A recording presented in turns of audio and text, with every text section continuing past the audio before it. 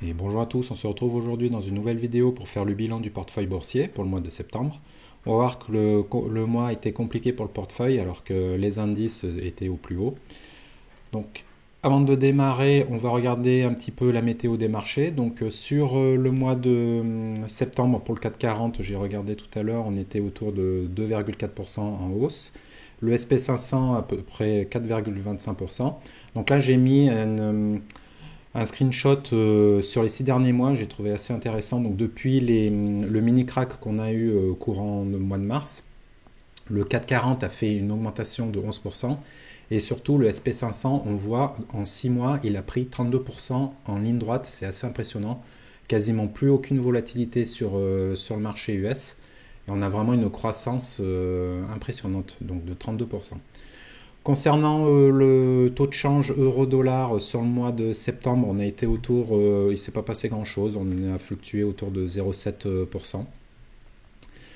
Donc pour le portefeuille sur la vue globale, au niveau de la répartition entre mes actions et mes ETF et ETC, donc on a une petite variation, le parti ETF a augmenté légèrement vu que les indices et donc les ETF de type MSCI World, MSCI All World ont augmenté assez fortement sur le mois de septembre. Donc on a pris, il représente aujourd'hui 24% de mon portefeuille pour les actions à hauteur de 76%. Donc on a perdu 1%. Donc encore une fois, cette partie a vocation à grossir de plus en plus. Au niveau en tout cas, jusqu'à la base, je comptais faire du 50-50. Je ne sais pas exactement à quel niveau on va se stabiliser, mais je pense que ce sera plus que 25%. Au niveau des actions, ensuite, la répartition est actuellement donc côté US 82%, une légère augmentation par rapport au mois dernier. Et donc la partie Europe représente plus que 18%.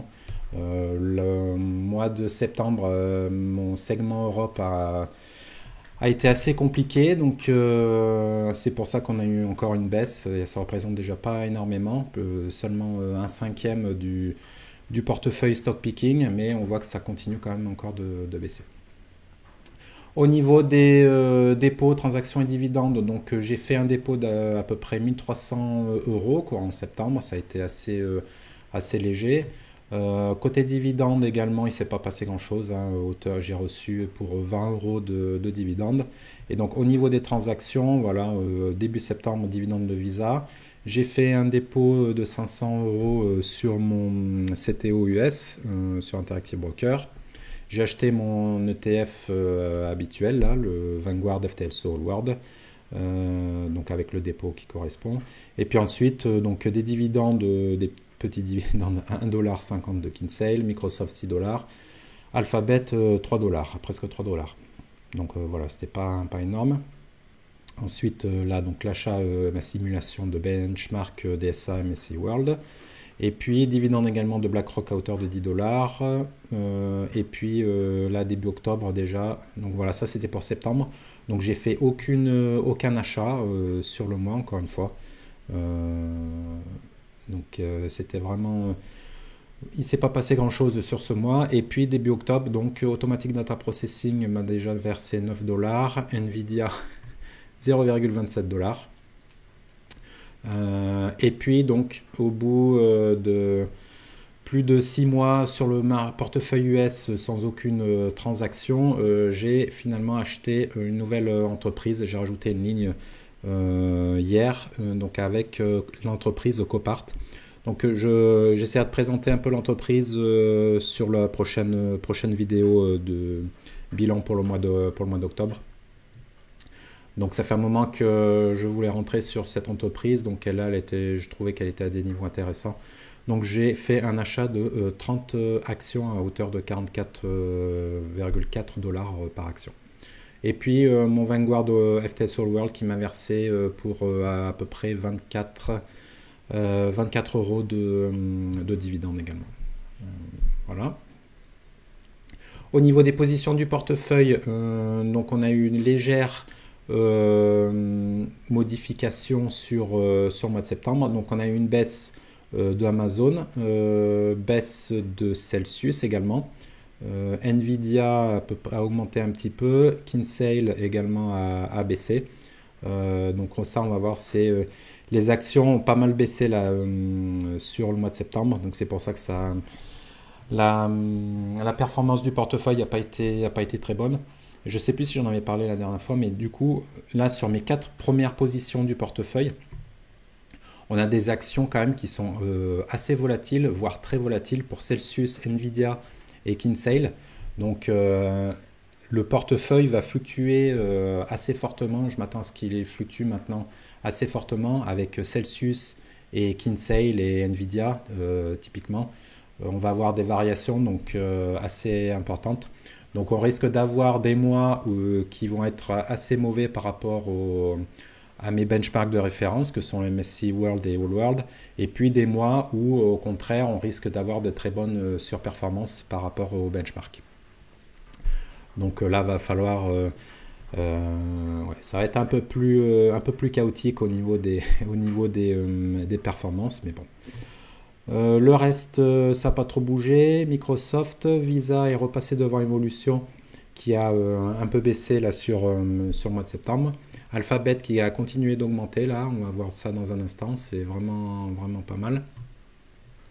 MSCI, O'Reilly, Novo Nordisk à peu près pareil. Et puis sinon, c'est pas trop de différence. Le TC Cuivre a repris un peu du poil de la bête depuis quelques jours, donc ça c'est cool. Et puis donc entrée de mon entreprise Copart. Je pense que Apple, c'est peut-être le dernier mois que vous le voyez là dans le portefeuille. L'action a pas mal augmenté, on est à hauteur de 250 $ maintenant. Donc je pense que ça va être le moment de sortir le reste de mes actions Apple du portefeuille. Je ne veux pas non plus multiplier trop le nombre d'actions. Je risque de rentrer une nouvelle action sur mon portefeuille Europe ce mois-ci également. On verra ça lors de la prochaine vidéo. Du coup, je pense que risque de me séparer de Apple. Avant de continuer, pensez à liker, à vous abonner pour soutenir la chaîne. Ça aide vraiment à pousser la chaîne avec l'algorithme YouTube. Donc c'est important si vous pouvez le faire. Merci. Côté top flop du mois. Donc, comme je disais en présentation, enfin sur ma page de garde que vous avez pu voir, Celsius, ça a été compliqué. Bon, après l'explosion du mois d'août, l'action avait pris plus de 30%, fallait s'attendre à une correction. Donc voilà, elle a rebaissé de 8,5%. Mais bon, ça encore, c'était pour le mois de septembre. Depuis quelques jours, elle a repris un peu du poil de la bête également. Donc ça fluctue, c'est ce que je disais, hein. Là, avec ces actions-là, Celsius, Nvidia, Kinsale, on est vraiment sur volatilité maximale, surtout Celsius. Elle peut faire des plus 3, moins 3 dans la même séance. Donc c'est vraiment volatilité maximale. L'Oréal également avait pas mal chuté, moins 7%. Kinsale, elle a bien baissé également, moins 7%. Alors que ensuite, courant octobre, sur les 3 premiers jours d'octobre, elle a tout récupéré en fait. Elle a pris plus de 11% en 3 jours. Donc c'est assez impressionnant. Donc il n'y avait pas de nouvelles particulières sur l'entreprise. C'est assez. Je pense que c'est la volatilité inhérente à ce type d'action. Voilà, sur un mois, elle va pouvoir faire au moins 10% et puis après tout récupérer sur quelques jours juste derrière. Ça fait partie de la bourse, hein. Evolution AB également, moins 5%. C'est assez compliqué de nouveau sur l'action. Ils ont eu des problèmes là sur le marché philippin où ils avaient fait un partenariat, mais il y a eu un problème. Là, ça a été, faut que je regarde ça en détail. Ça a été une annonce cette semaine. Donc ça a encore baissé un petit peu. On va voir là ce mois-ci, fin du mois, on va voir les résultats. Donc j'espère que ça va être assez concluant pour donner la dynamique haussière sur le titre. Amazon, donc voilà, moins 4%. Novo Nordisk, ça a été assez compliqué également, moins 3%. ADP continue sa baisse. Celle-là, je pense possiblement la renforcer si elle continue la baisse comme ça. Il va être temps de la renforcer. Visa, moins 2,8%. Et puis côté hausse, c'est ce que je disais, Alphabet, plus 14% encore une fois, pas mal du tout. Schneider 13%, donc elle avait récupéré ce qu'elle avait perdu sur le mois dernier, où elle était à moins 8%. Ouais, on voit une évolution, elle avait déjà perdu moins 5% le mois dernier, là moins 5% encore. Et Amazon, ouais, pareil, moins 4%, moins 4%. Nvidia, elle avait démarré le mois de septembre, c'était assez compliqué également, puis finalement elle a tout repris, et on est à plus 7% sur le mois. Le cuivre, plus 6%, il retrouve une bonne dynamique, et puis O'Reilly et BlackRock, 3,8 et 3,9%. Donc BlackRock, petit à petit, ma ligne commence à être assez conséquente en termes de performance absolue. C'est ma deuxième meilleure performance, je crois, ou peut-être troisième avec Schneider entre les deux, mais deuxième côté US après Celsius. Voilà, on va passer sur portfolio performance pour finir. Donc depuis 1er janvier 2023, au niveau du portefeuille complet, donc performance globale, donc toujours les deux derniers là, toujours les mêmes entreprises. Novo Nordisk, Evolution AB, moins 22%, moins 8%, qui me plombe le portefeuille Europe. Copart qui vient de faire son entrée, donc hier elle a pris un peu, elle a pris 1,2%, ça c'est pas mal. L'Oréal 2,3%, Kinsale 4%. Donc on voit la Kinsale avait bien baissé. Et puis là, depuis 3 jours, hop, elle est repartie en ligne droite, elle a pris 11%. Du coup, elle a tout récupéré, ce qu'elle avait perdu en septembre. Et même un peu plus, puisqu'elle est à hauteur de, je crois, 460 $ maintenant. Donc ça, c'est bien. Le cuivre, 4,7%. MSCI, 5,4%. MSCI fluctue beaucoup également. Donc ça, c'est mes entreprises qui sont un peu à la traîne là au final. J'ai MSCI, Kinsale, L'Oréal, Evolution et Novo qui sont mes 5 entreprises. Ouais, c'est ça, 5 entreprises qui grèvent un peu la performance du portefeuille actuellement. Et côté top, donc voilà, Celsius, Schneider, BlackRock, O'Reilly, Apple à 38% en rapporté en euros. Donc voilà, elle est repartie là depuis le mini crack. Elle est repartie aussi. Elle a une très belle performance. Bon, on va voir. Je vais voir cette semaine comment ça se passe, parce que là on est quasiment au plus haut. Le plus haut était passé à 260, je crois, 260 $ de mémoire, ou 259. Donc là, on y est à quelques dollars près. Elle a atteint son plus haut. Le benchmark, 24% de performance. Si j'investissais tous les mois le montant que j'investis dans le stock picking, j'aurais une performance de 24%. Donc j'ai toujours 1, 2, 3, 4, 5, 6, 7, 8, 9, 10 actions actuellement qui sont une meilleure performance que le benchmark. Donc 1, 2, 3, 4, 5, 6, je compte pas Copart que je viens de me rentrer dans le portefeuille, mais voilà, 6 actions pour l'instant qui ont une performance moindre que le benchmark, avec certaines, évidemment, que j'ai depuis un peu plus d'1 an sur la majorité des actions. Donc bon, la durée est quand même pas énorme. Donc on va voir, je leur laisse le temps d'évoluer. On n'est pas pressé. Et puis donc, alors performance du mois, qu'est-ce que ça nous donne? Donc pour un montant capital investi de 53 400 € environ, on a une portefeuille total de 64 130 €. Donc sur le mois de septembre, on a fait moins 0,8%. Donc il a repris un peu du poil de la bête en fin de mois. J'étais descendu à, je crois, moins 1,5 ou 1,6% jusqu'à la semaine dernière.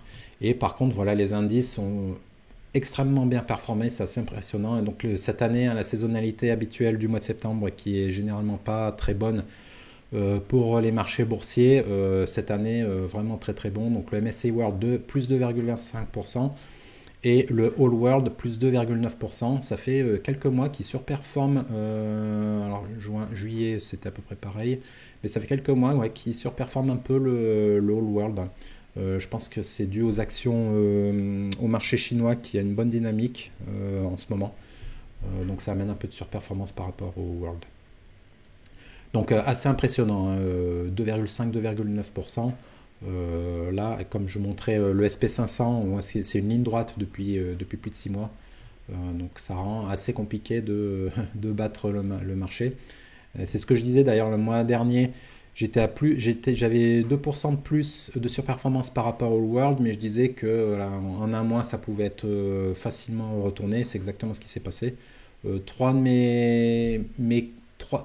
parmi mes quatre premières actions du portefeuille ont eu des grosses baisses, et ben, du coup ça m'a fait passer de plus 2% à moins 2% par rapport à mes benchmarks. Donc je suis à 56% de performance pour le portefeuille stock picking contre 58,3% pour le World et 56,3% pour le All World. Donc je suis repassé en dessous des indices. On va voir sur octobre comment ça va se passer. Mais on voit les fluctuations hein, d'un mois sur l'autre. Ça fait du plus 2, moins 2% très facilement hein, pour l'instant. Mais bon, pour l'instant, on arrive à se maintenir au niveau des indices, donc c'est pas mal. Du coup, en performance annualisée, mine de rien, ça nous fait 17,5% de performance annualisée depuis bientôt 3 ans maintenant, donc c'est pas mal du tout. Contre un DCA All World, ben, voilà, 17,18%, on va dire. Donc ça fait on a quand même depuis début 2023 des performances sur la bourse qui est assez exceptionnelles. Là, il y a pas mal d'analystes qui commencent à dire qu'on risque d'avoir une récession sous peu. On va voir comment ça va se passer, hein, mais pour l'instant, c'est assez impressionnant la performance hein, sur 3 ans. Voilà, c'est à peu près tout. Pensez à liker et à vous abonner. Dites-moi en commentaire comment c'est passé pour vous le mois de septembre. Je vous souhaite de bons investissements et à bientôt. Au revoir.